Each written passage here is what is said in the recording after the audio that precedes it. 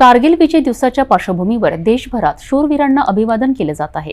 माहूर तालुक्यातील हिरकणी शासकीय औद्योगिक प्रशिक्षण संस्थेतही हा दिवस उत्साहात आणि भावनिक वातावरणात साजरा करण्यात आलाय। माहूर येथील हिरकणी शासकीय औद्योगिक प्रशिक्षण संस्थेत कारगिल विजय दिन साजरा करण्यात आलाय।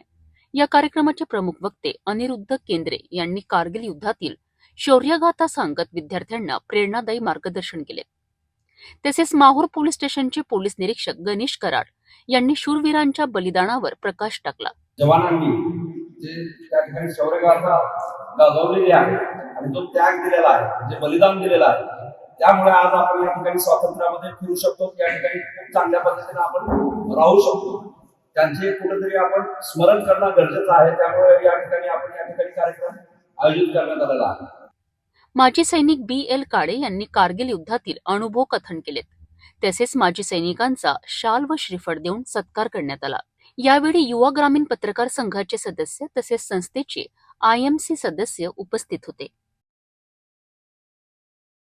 कारगिल विजय दिन हा केवळ शूरवीरांच्या बलिदानाचा सन्मान करण्याचा दिवस नाही, तर देशभक्तीची प्रेरणा देणारा दिवस आहे।